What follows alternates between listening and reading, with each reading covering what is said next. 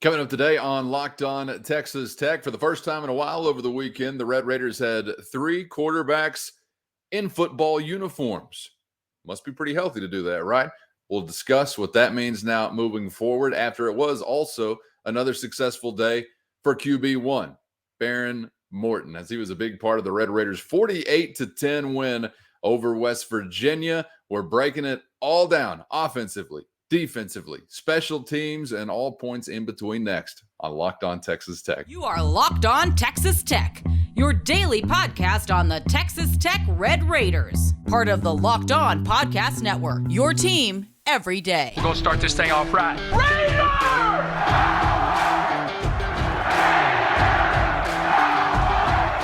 Everything runs through Lubbock. Thanks for joining us again on Locked On Texas Tech, part of the Locked On Podcast Network, where it's your team every day. Thanks for making us your first listen or viewing on YouTube or anywhere you get podcasts. Do subscribe if you haven't so far. This episode of Locked On Texas Tech brought to you by Sling TV. Don't miss this week's favorite matchups. We got another big college football weekend on the horizon with Sling TV, the TV you'll love for a price you'll love. Try it today with Sling TV. Man, I was loving everything that the Red Raiders were doing over the weekend. Chris, he's the only Chris Level. I'm Casey Cowan, and it was a 48-10 win for Texas Tech over West Virginia. Certainly as far as the line was concerned, and maybe a lot of otherwise thoughts, maybe expected a little bit more of a tighter ball game, as Mountaineers had a little bit of momentum, I think it's fair to say, coming into this weekend. Tech had been in some close ones, but no cigars against top 25 competition. But I think you called this heading into the weekend, talking about maybe an inspired effort from the Red Raiders, a very motivated team. And boy, howdy, as soon as the gates were opened up, I think we saw that. Yeah, I think when you look at the score, I'm sure if you're around the league and you weren't watching this game and you're just seeing the score, I'm sure that it kind of raised the furrowed the brow of many folks, just going, raised the old eyebrows there, because I just this is not we don't see, Oklahoma's gotten blown out in Fort Worth. Oklahoma got blew out by Texas and all that, but there just hadn't been that many lopsided results, and most of these games have been, according to Vegas, like a touchdown or less, which was the case here. And it just kind of all came together. And I think it was just kind of fun to have a second half for the most part, because, it was 17-3, going in the locker room. But most of the first half, the second half was just kind of where you could just kind of sit back and kind of enjoy it and go, okay, it's going to be a good weekend. It's going to be a good day, back on the winning track. But I could tell from being around a lot of the players, coaches, and just whatnot throughout last week, that I thought they would really, play well and were motivated to do so. And I think they got the taste of that. And I would expect it the same thing this weekend too, because this coming up weekend should be a lot of fun. Man, you're talking about not a lot of this across the Big 12 as far as these types of results. How about just for Tech fans? I mentioned it on the morning after report over the weekend, which you can still find if you haven't taken that in just yet on YouTube or anywhere you get podcasts. But I thought I saw that this was maybe the most lopsided conference win for Texas Tech against a team not named Kansas since 66-14 against Kansas State in 2009. Hell, we were just boys then, Chris. It's been quite a while since you've really been able to run somebody out of the building, again, not named Kansas. And I know that Neil Brown is not having a good season, that West Virginia is certainly not the cream of the crop in the Big 12 conference. But, I mean, this is a rebuild from the ground up, as I've touched on several times this year for Joey McGuire, and you've got to take these kinds of steps, right? So I got no shame in this game as far as celebrating domination for the Red Raiders, really in all phases of the game. West Virginia's worst loss against an unranked opponent since 1965, when the Nittany Lions beat them, I think 44-6. Hell, my daddy was just a boy then. So yeah, that's right. I wasn't even a glint in his eye. Yeah, you want to take it back? We can go back, but yeah, you're right. I mean, you've had some games like this versus the Jayhawks, but it was just and there's just programs that for whatever reason you just simply can't figure out a way to beat, no matter where the game is, who's coaching you, who's quarterbacking you, whatever. But right now, West Virginia just can't figure out a way to beat you. And But I'm not going to apologize for it. These games are hard. I thought West Virginia beat what I think is a really good Baylor team the week before. They just haven't, been able to play well away from home, and you took advantage of it. And I thought Joey said it last week, turnovers come in bunches, and he kind of hinted, he's like, well, West Virginia took it away from Baylor 3 times, so hoping that doesn't continue. But instead, it was the opposite. You started that party, and you just kept going with it as you had the 4 takeaways, man, because that's really maybe that and the way you were able to defend their run game is maybe the biggest thing that I glean from that game. We will spend a lot of time parsing through all the offensive numbers and kind of who quarterbacked and all that and how Barron played. But I just thought defensively, you just really never gave them a chance. And I thought you were man-to-man coverage most of the night. I think Neil Brown indicated after the game to the West Virginia media, they got their ass kicked as far as man-to-man coverage, that their receivers kind of got dominated by some really, really good corners. And I hope that Malik Dunlap and Rashad Williams aren't playing too well. Because I'd like to have them around for another year if they would want to come back. But that's kind of what they're capable of. I think you're starting to kind of get a good feel for how good these 2 corners are, because they're both 6'3"-ish, if not slightly taller than that, and that's rare for corners that have the ball skills that they do. Oh my God, I was thinking as a Tech fan last year when these guys were lining up in the secondary, like you had maybe one come through in 10 years. I mean, I'm thinking about like DJ Johnson, I think was over 6 foot. Was he even a cornerback? It's just really rare, right? And you've got a handful or at least a pair of guys who physically are imposing in the defensive backfield. And, man, that's been a lot of fun to watch. Love seeing them capitalize on some of the potential that they certainly have there. We're going to spend the middle portion of this program offensively for Texas Tech, and specifically talking about what happened Saturday with Barron Morton at the quarterback position once again, and maybe now what it looks like moving forward, because Saturday was also the first time in a while that you had 3 quarterbacks in football uniforms, pads and everything. So that's something new to digest. So we're going to carve out its own space within the program coming up in just a moment to touch on that conversation. So let's end the first portion of the program, Chris, talking defense, because, man, Tim DeRuyter had his guys clicking on all cylinders. Turnover margin blew up for Texas Tech in a great way. Finally, that was awesome to see, but just stifling, suffocating, and just about every other way. You mentioned the rush defense as well. Man, a complete day for that defense. I don't think that West Virginia ever got comfortable or in a rhythm. I think they tried to go to that run game with Tony Mathis, C.J. Donaldson, and but I think a lot of what their offense is predicated on is some of that screen game and some of that quick game to the perimeter. And I thought, a guy like Muddy Waters just was able to identify a lot of that and blow it up most of the day. He had 3 tackles for a loss. I just thought Tim's just doing a great job, in my opinion. I mean, he's got good personnel. I don't know how much of that you'll get back next year, just because this is an older group. But the cupboard wasn't bare on that side of the ball, and he's. Yep. I think he was pleasantly surprised when he got here, but he's doing a really good job. And the way he coaches defense, it's supposed to look very confusing to the offense and to opposing quarterbacks. It's supposed to make it look like you're doing all these things. And I've even heard opposing coaches, everything but the kitchen sink is what they do, which is not the truth. It's not the truth. But it's supposed to look like that. And I mean, I don't know if we called Tyree Wilson's name at all, and yet you had just a really, really good defensive performance. And I thought you wore them out. I mean, that was a bit of a mismatch on the field. And I don't know of any time in a Big 12 game that you've been able to say that in a good long while, where it was just because that's where the mismatch was. And as far as the domination goes, your offense did its part. But it was just it just didn't look like the West Virginia offense really just had anything to hang their hat on. And JT Daniels didn't even get hit that much or pressured a ton, but he was just never comfortable. And I just thought the way you defended their run game, and you're going to get another test this next weekend, because that's what Baylor does. They run it for about 200 yards a game. But I just thought, I thought Tim DeRuyter's group was really, really good. Just some really great efforts individually. We'll get to some of those primary takeaways as we wrap up the program, talking about some individuals and otherwise. that stood out to us. And dead ahead, we're getting to the offensive side of the football. It was certainly an impressive day. And for my money's worth, the quarterback conversation is now, well, I'll tell you coming up in just a moment, because you had 3 in uniforms, pads warming up. It was amazing. What a luxury.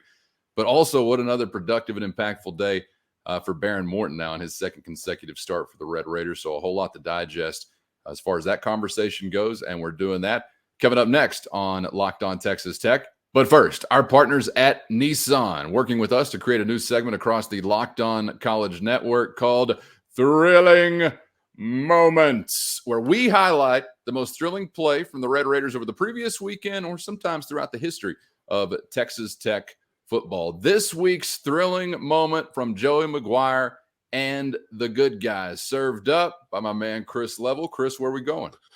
To me, this play changes the game, and I think it was one of the biggest plays in the game because it did. I think it changed right then, is that you keep West Virginia off the scoreboard. It was the thrilling moment was that unbelievable interception by Rabbit, Dadrion Taylor Demerson, right there at the end of the first half.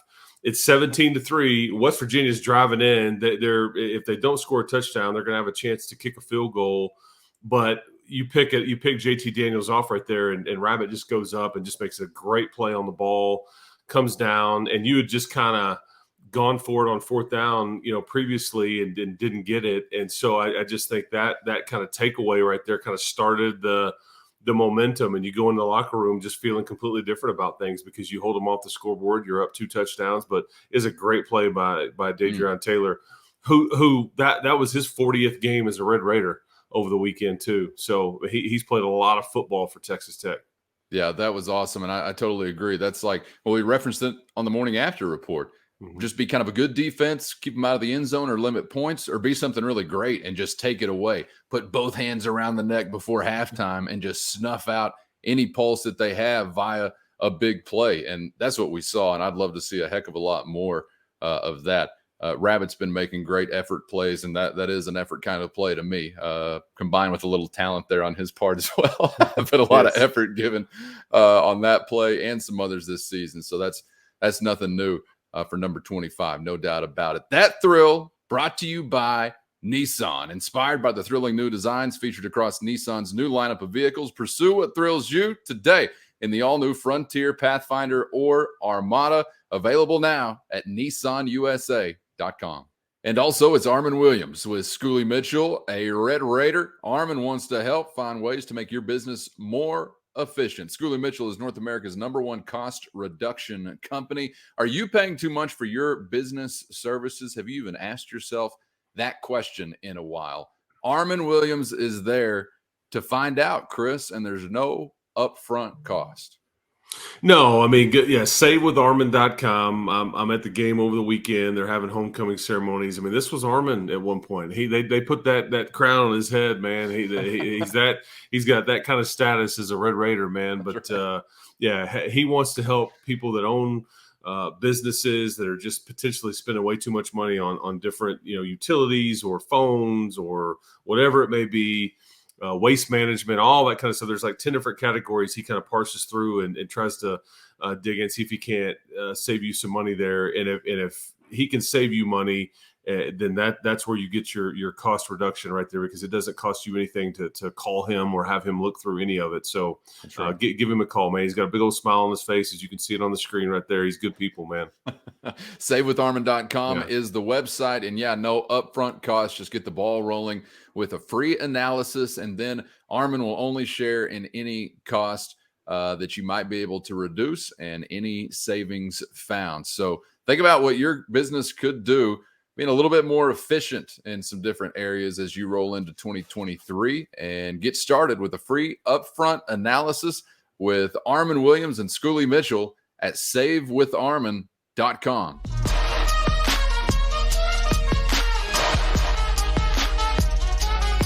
Glad to have you along for the ride on Locked On Texas Tech. It's your team every day on the Locked On Podcast Network. Subscribe on YouTube or anywhere you get podcasts. And if you're checking us out on YouTube, do comment below. Love to hear from you. And you can answer today's question as it pertains to revised season win total outlooks. Where you at? Has your number changed since the beginning of the year? Up, down, staying the same? Comment below on YouTube and let us know. We wanted to get to the offensive side of the football now, particularly what's going on with the quarterbacks. We'll wrap up the show coming up in just a bit with some primary takeaways, individual efforts, and beyond. But Chris, can't be denied that that was the first day in a while where you had 3 quarterbacks in uniform. I don't actually know what Tyler Shuck's status was, but he was cleared to dress at least and to warm up a little bit. So that's a positive sign.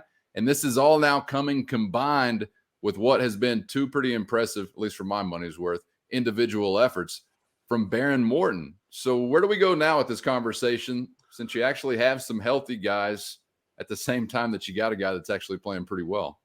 Yeah, and Joey had indicated, I think, to us in the pregame interview on the broadcast that Tyler was going to suit up, go through warm-ups and all those things just to try to get him back in the groove a bit. But he's going to be cleared, I think, early this week. And I think unless there's some sort of, setback, which I don't expect, I think you'll have all 3 ready and available versus the Baylor Bears. And that's okay. So now what? And I just don't think that you can take Behren out of the starting lineup. I don't think they will. I think they will continue to play, because I think Donovan Smith was probably slated to play more versus West Virginia. He did not, just simply because Behren was playing so well, because I think there was a concern about Behrens. He's got a couple of issues, like with his high ankle kind of foot, some things going on there just from that Oklahoma State game. It wasn't right, last week, but I think he just he got it ready just in time, but you wouldn't have known much. And that's why I was just shocked, because I was like, wait a second.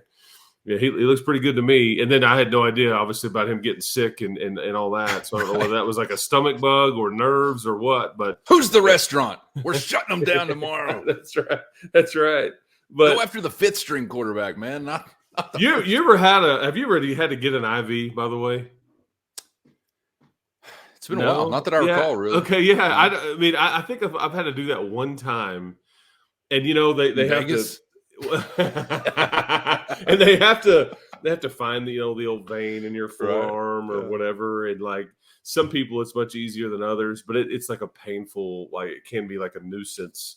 To have that needle stuck in your arm or whatever. But yeah, I guess he had that going on before the game just to kind of get fluids back in him. But yeah, I want to ask you, Chris, pregame about Behren Morton, because I think a lot of Red Raider fans saw a picture of Behren at the Tech soccer game on Friday night or Thursday night, whenever that was.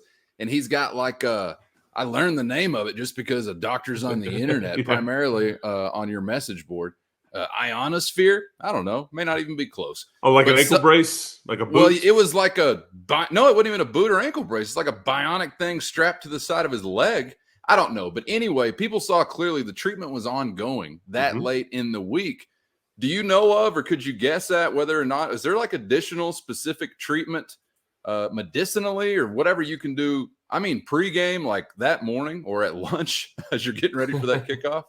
And that was that was the soccer game. I think their senior night on Thursday night. Yes, Thursday night. That's right. Thursday night was, and I think a lot of the football guys went over there and made an appearance. But yeah, his issue it's not. It really is just kind of a time, or there's really nothing, or pain tolerance. There's really nothing you can do to kind of make that feel better, because he's got a high ankle issue, is what Joey McGuire has indicated to us, and that's what we talked about on his coach's show last week. But and that's technically, if you get into the weeds medically, that's like a ligament, or I believe that's like something on top of the foot, to where when your foot is kind of like when it does that, and so every time you walk, when your foot flexes, you're gonna feel it a little bit, but you just tape it up and go.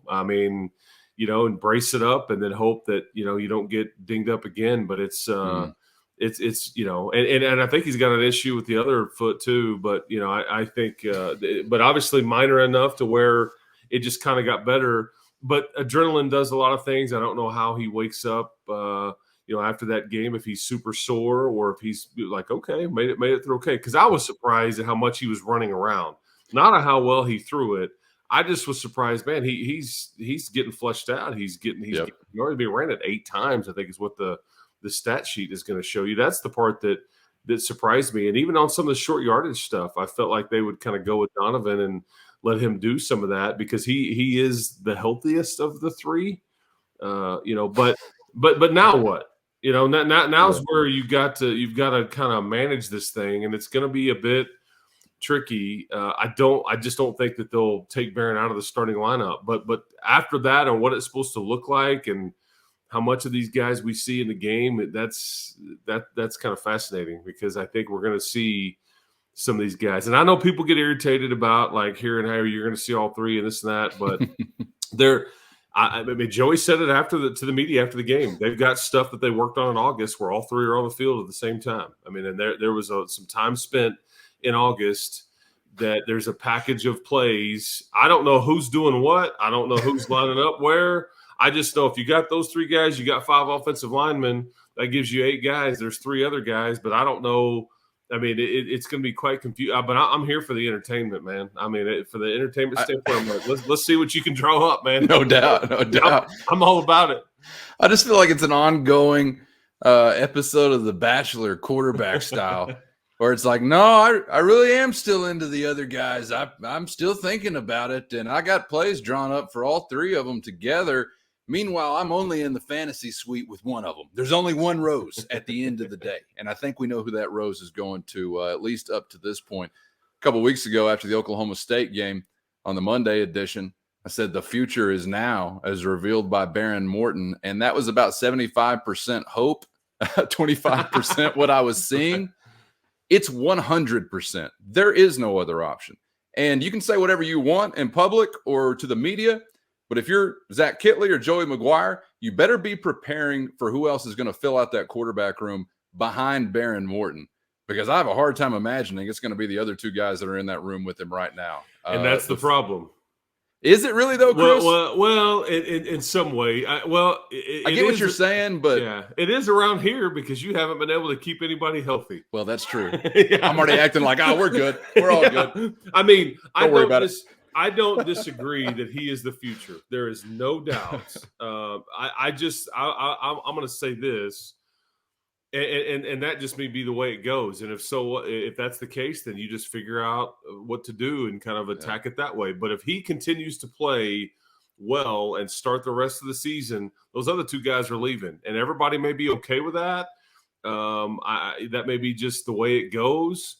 I don't think you don't start him for fear of for trying to keep somebody here. I don't think you can operate that way. I'm just stating that if he plays the rest of the way out and plays well, those other 2 guys are going to be like just what you said. Well, I'm not going to get to play here at all, so I better go find greener pastures elsewhere. And I wouldn't blame him. I certainly get it. No. You have a quarterback committed in Jake Strong, but you're not going to go into next year if both of those guys were to leave and just Barron Morton and a true freshman. You would have to lose guys to the portal and then maybe go to the portal and try to bring somebody in. There would be some movement there, but it's just going to play out, organically. Still a lot of football left. Yeah, that's right. That's right. And that's assuming Barron plays well and stays healthy throughout the last 5 regular season games. But that's my prediction, that if he does do that, the other guys are just going to look at it. And again, that's what the portal is there for. Hey, man, I'm probably not going to be able to do it here. So, or just chance that Barron does get hurt. So I'll probably go find somewhere else that I can play, because there's plenty of need for guys like Donovan Smith and Tyler Shuck out there. I mean, trust me, people would kill to have guys like that in their program. So I don't know. No It's going to be fascinating to see kind of how it plays out. And they deserve the opportunity. I mean, Texas Tech has got a lot of effort from Tyler Shuck. Unfortunately, he hadn't had the on-field opportunity, but he has given them all the effort he has to give as a member of the program. And Donovan Smith has done the same thing, yet also done it on the field to a more extended degree. They deserve opportunities if they want to go after them, and I certainly wouldn't begrudge either of them for doing that. But there's a lot of football left to be played, a lot of shots left for a Tech quarterback to take, whoever the hell that's going to be, Chris. Yeah. So, well, I'm getting excited about it, but I certainly take the point. I think most Tech fans would as well, that you need to continue to tactfully kind of juggle what you got going on there. And a lot of times I think that's what we see being done. I would kill for any sort of scenario, however it looks, if you could just figure out a way to keep 2 of the 3. If you keep 2 of the 3 guys going into next year, I think, boy, you feel really good about things. I'm just going to feel a bit uncomfortable if you lose 2 of the 3. That's what that would be like. Oh man, that stings a bit. Now, just because what we're used to seeing around here, unfortunately, has just been a string of not being able to keep somebody healthy at that position. And before long, you start out the season like, oh, can't wait to see what this guy's going to look like and the numbers he's going to put up, and then you get 2 or 3, 4 or 5, whatever games in, it's like, okay, well, who's next? Who's the backup? Because either they're not very good or they're dinged up. They're going to miss some time. So that's part of what has got to be going on in those meeting rooms and trying to manage it. But I just don't think you take Baron Morton out of the starting lineup. I don't see you doing that. Played too good so far. Have another opportunity to continue to play that way next time around under the lights Saturday night when the Baylor Bears come to town. We'll get back to Texas Tech football. Ooh, unintentional rhyme master in the building today on the program. On the other side, as we wrap up the program with some primary takeaways, we'll talk some individual efforts for the Red Raiders and beyond. But first, I got to tell you about how our friends at Sweat Block saved Pamela's life. Pamela, Chris, used to hide in the office bathroom every 30 minutes to dry off her armpits so no one would see the wet circles under her arms. Pamela, like, you wouldn't think so, right? She hit it pretty well. But she finally has her life back now from Sweat Block because she's no longer hiding in the bathroom every 30 minutes throughout the workday. What does that add up to? Like 4 hours of bathroom time? That's time theft, Pamela. And it's all because of those sweaty armpits. But Sweat Block, Sweat Block has changed the game. It'll do it for you as well. Sweat Block will give you the confidence to wear what you want without embarrassing underarm sweat. The Sweat Block wipes were featured and tested on the Rachel Ray Show by firefighters, which kind of sounds like a Mad Lib sentence, but apparently that's what happened with Sweat Block. If you or someone you love is experiencing embarrassing sweat or odor, try Sweat Block. Firefighter or not, culinary television host or not, Sweat Block can give you your life back. Today, save 20% with our promo code Locked On at sweatblock.com. The promo code is Locked On at sweatblock.com. Also available on Amazon.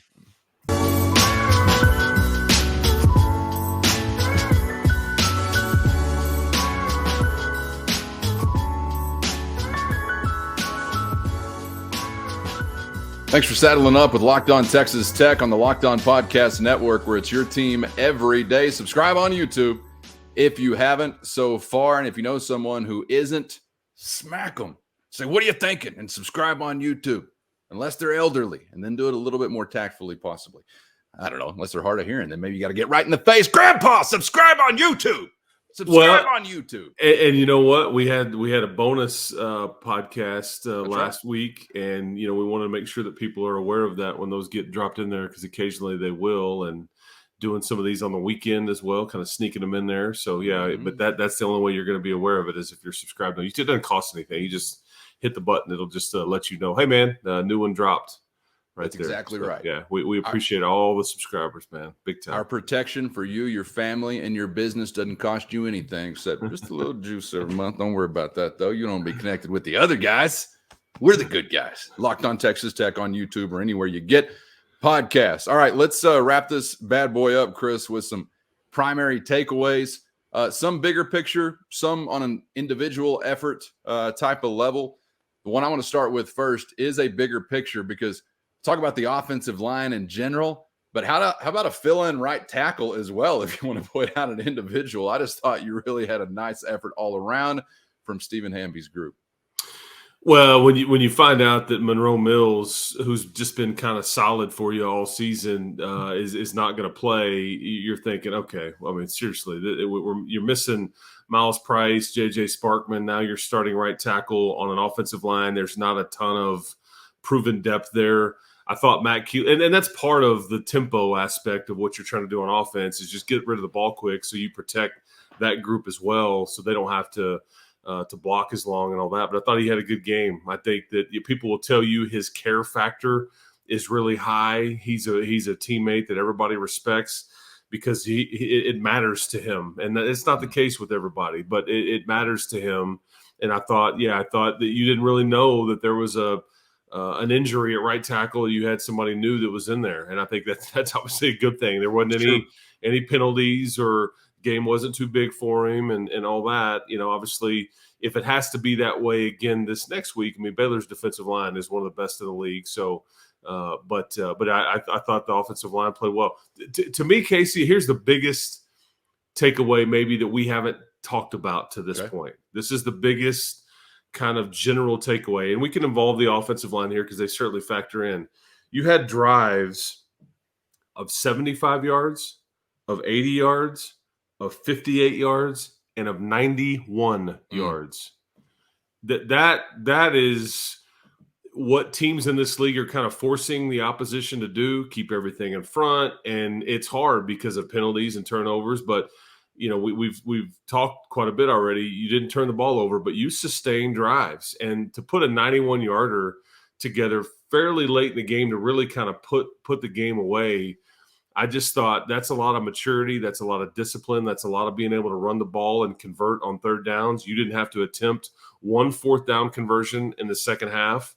You were 6 of 7 in the first half. But I just thought those long, sustained drives, I thought that's impressive. And to do it, 4 times. And I don't know, 58 yards is a lengthy drive to some people. But it's still, I factored it in there with the other 3 just because that's – you're driving, the majority of the field and the ball starts out on your end of it. And I just, that was one of those things that was kind of under the radar about the offensive numbers that you put up. But that's kudos to play caller, to blocker, to catcher, to passer, to runner, to everybody collectively for getting it done there. Yeah. And I'd like to flip to the other side of the football, Chris, because you already mentioned Tyree Wilson. I think, did he get a sack? I think he had 1 sack maybe, or either way, got it to the quarterback once. But wasn't a huge day for him like we had seen earlier this season. And it wasn't really a huge day either for Krishawn Merriweather. Your 2 best defenders, I think, so far this season, yet you still have one of your best defensive days. Kosai Eldridge and Muddy Waters were your team leaders as far as tackles were concerned. Dadrion Taylor-Demerson was right there with them. They each had 7 apiece, 7 solo for Waters, 5 of those 7 solo for Rabbit. Also a tackle for loss, and, of course, had the big pick. I thought Muddy Waters might have played his best game as a Red Raider. He had 3 tackles for loss to go along with those 7 overall. And as we've already touched on here today, interceptions from Rashad Williams, Malik Dunlap, Tyreek Matthews had a fumble recovery that was forced by Jacob Rodriguez. These are some of the guys that were really standing out to me as far as some individual defensive efforts. What's funny about Muddy is that Marquise Waters, Muddy Waters, is that you get around him, he acts like this tough guy, and he's kind of acts like he's from a certain kind of neighborhood and all that. The guy went to Duke, man. He's really smart. He doesn't necessarily want you to know that, but because to me, the football IQ that he shows is next level on some of these, blowing up some of these screenplays. He's watching a ton of film.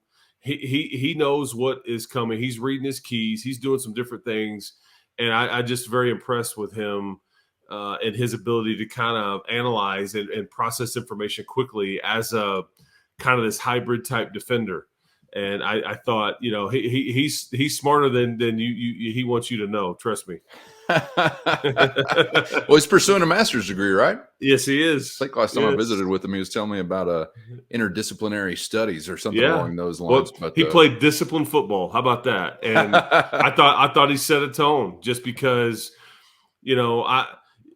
sometimes you watch other defensive teams and you see you see, okay, they know what's coming, or they quickly like read somebody, whether it's an offensive lineman or a back or whatever, and you see like a defensive lineman start to drop because it's like, okay, he's reading screenplay or whatever. Well, this was Marquise Waters repeatedly against West Virginia, understanding this is what they're doing. I'm going to blow this thing up, and he did it repeatedly. And I thought it was really fun to watch, kind of. And that's the kind of preparation that nobody sees some of these kids put themselves through, and trying to understand film. And it sounds cliche, but it's all the extra things, not just practice, all the extra stuff that some of these older guys, you get perspective, and you've been in the program like, man, I only have so much football left at the college level. I got to make the most of it. They understand that some of that stuff is really what takes you from kind of good to great player. But I thought he had a great performance against West Virginia for sure. Agreed. Could I offer up two final options as far as outstanding individual efforts? Okay. A group of running backs and Xavier White, the pride and joy of Lubbock, Texas, America. Another big receiving day for White. One of those on a really flashy touchdown where he does a lot of work after the catch, just like he did. What was it? K-State, I think, was his big game statistically earlier in the year. Then also that rushing attack, man. Taj Brooks, hello, welcome to the season. He goes over 100 yards. Thompson, Donnell, over 100 between those two, over 200 for the team. And as we touched on the morning after report, man, that's good news for any quarterback. Inexperienced, experienced, healthy, injured, whatever. A ground game that can produce is always good news. Well, one of the headlines on one of our shows last week was the running game is kind of MIA. We talked about it, how it just kind of hadn't been what we thought or what we'd hoped. We kind of indicated as to some reasons why. But I thought you talk about redeeming yourself. I mean, you had all kinds of running game from everybody against the Mountaineers, and I was very impressed. And, without Miles Price, for Nehemiah Martinez and Xavier White to step up, I think that those two combined for 14 catches total and about 200 yards. Yep, 6 for 52 for Martinez, son of a Wildcat. Okay, yeah, there you go. And so, and I think you mentioned Xavier White had 8 catches, so 14 catches for about 200-ish yards and a touchdown. That to me is just next man up kind of thing, and you're watching people elevate. And imagine when you get Miles back, and you can start to spread this out a little bit better. Guys stay fresher and things like that, because that's the beauty of having some depth. We've talked about some of the things that we don't like about the depth, and that you don't have like a dude, you don't have a guy that's going to go to the NFL and you just like, hey man, I'm just going to throw it up. He's going to make a play for me. It doesn't matter what the defense knows. You don't have that, but that's where the depth shows off. And it was impressive. And man, I think that Bryson Donnell's football is way ahead of him. I think he's kind of the game. I think Joey talked about this. The game was really fast for him in August. It's starting to slow down a little bit, but he has some juice, man. That was a very talented runner out of Tyler, the Tyler area, out of the high school where he played. And I think the future at that position is bright, because Sir Roderick Thompson may leave after this year, but you still get Taj Brooks back, you would think, and then Bryson Donnell, and then we're still waiting for the debut of Cameron Valdez. They just felt like they didn't want to put him into a game where it was kind of out of reach and give him another week to rest up. But yeah, thumbs up, man, on all those runners, man. That was fun. And thumbs up to us for inspiring that rushing effort with our episode where we really discussed just where in the hell was it? Because this was, I think, you've had like one of these guys who have a really productive day statistically or close to it. But I think this was the closest to that real group effort where you felt like whoever was in there had a chance to make some plays. And Sir Roderick Thompson, 15 for 61 and a touchdown. But, man, that touchdown was one of the most impressive plays of the day. He sunned like a third of the defense. I mean, it was amazing. Get off me. Get off me. Surprised he didn't get a personal foul and tossed from the game for being too mean. And go look up whatever. That ought to be something we talk about at some point. I mean, that cat, he's been in the end zone. It's getting close to 40 times in his career. He is way up the charts as far as touchdowns goes on the all-time list. And it just, I think in some ways we kind of take it for granted, because he's just kind of been this steady guy that's been around here for a while. We hadn't won a ton of games around here with him at running back, but he just does his job, and he kind of gets hot, then kind of cold, but he just consistently is able to find the end zone more often than not. But am I crazy to think entering or close to top 10? Is he top 10? No, he's in the top 10. He's Absolutely. in the top 10. Okay. He's around 6th, 7th, or 8th range. Yeah, I need to go okay. look it up to be specific. But I mean, that's old time. And there's been plenty of guys that have scored plenty of touchdowns around here, man. But he's been very productive. He's been available, and he's been really good. But yeah, I'm glad you mentioned his touchdown run, because I mean, those stiff arms were something. That's fun to watch. It's like he found Dana's sledgehammer somewhere tucked away in that West Virginia bus and was like, I'll use this for a minute. That was a lot of fun to watch. He's always been a really physical guy, but has got some get to the house ability as well. Want to see a lot more of it coming up this weekend against Baylor. If you are rushing the football well against that team, then you're probably having a successful day for yourself as a team. Still plenty of time this week to get to that, and we certainly will, as you've got an exciting night all the way around coming up from Jones Stadium, with Patrick Mahomes being back in the building. You're going to be under the lights at the Jones, which seems like a rarity these days. So really looking forward to that matchup. Have a little bit more time to digest this result. We'll hear from Texas Tech head coach Joey McGuire, some sound there as he kicks off the week coming up tomorrow. And then, we'll begin to set our sights on those Baylor Bears, Chris. Looking forward to what should be a really intense and high opportunity kind of week, really, for either of these teams.